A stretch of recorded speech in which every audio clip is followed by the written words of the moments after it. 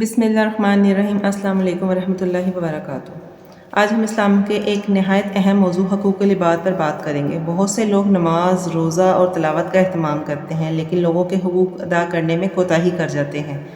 حالانکہ اسلام میں اللہ کے حقوق کے ساتھ ساتھ بندوں کے حقوق کی بھی بہت اہم ہے۔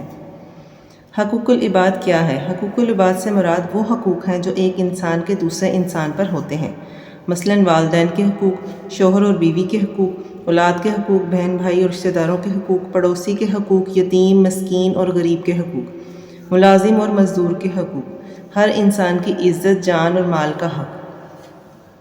اسلام صرف عبادت کا نام نہیں بلکہ اچھے اخلاق، انصاف، دیانت اور دوسروں کے حقوق ادا کرنے کا بھی دین ہے۔ اللہ تعالیٰ فرماتے ہیں، اور اللہ کی عبادت کرو، اس کے ساتھ کسی کو شریک نہ ٹھہراؤ، اور والدین، رشتہ داروں، یتیموں، مسکینوں، پڑوسیوں اور مسافروں کے ساتھ اچھا سلوک کرو۔ یہ آیت واضح کرتی ہے کہ عبادت کے ساتھ ساتھ لوگوں کے حقوق ادا کرنا بھی ضروری ہے۔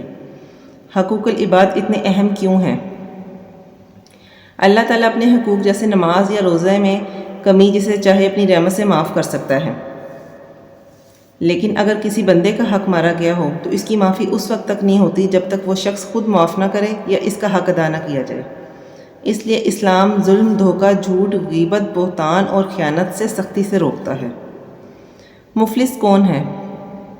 آپ صلی اللہ علیہ وآلہ وسلم نے فرمایا، قیامت کے دن مفلس وہ ہوگا جو نماز، روزہ اور زکوٰۃ لے کر آئے گا، لیکن اس نے کسی کو گالی دی ہوگی، کسی پر بہتان لگایا ہوگا، کسی کا مال کھایا ہوگا یا کسی پر ظلم کیا ہوگا۔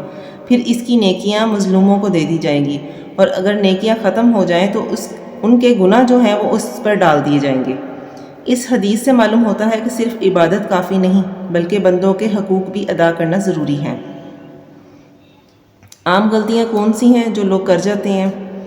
آج کل بہت سے لوگ دوسروں کی غیبت کرتے ہیں، جھوٹ بولتے ہیں، امانت میں خیانت کرتے ہیں، قرض واپس نہیں کرتے، والدین کی نافرمانی کرتے ہیں، ملازم یا مزدور کی روزی روک لیتے ہیں، سوشل میڈیا پر لوگوں کی عزت اچھالتے ہیں۔ یہ سب حقوق العباد کی خلاف ورزیاں ہیں۔ اگر کسی کا حق مار لیا ہو تو کیا کریں؟ اللہ تعالیٰ سے سچے دل سے توبہ کریں، جس کا حق لیا ہے وہ واپس کریں۔ اگر کسی کی دل آزاری کی ہے تو اس سے معافی مانگیں، آئندہ ظلم نہ کریں اور پختہ ارادہ کریں۔ اگر ہم چاہتے ہیں کہ ہماری نمازیں، روزے اور دعائیں اللہ تعالیٰ کے ہاں قبول ہوں تو ہمیں لوگوں کے حقوق کا بھی خیال رکھنا ہوگا۔ ایک سچا مسلمان وہی ہے جو اللہ کے حقوق بھی ادا کرے اور بندوں کے حقوق بھی ادا کرے۔ اللہ تعالیٰ ہمیں انصاف، امانت، سچائی اور حسن اخلاق کی توفیق عطا فرمائے، اور ہمیں ایسے لوگوں میں شامل کرے جو کسی کا حق نہ مارے۔ آمین یا رب العالمین۔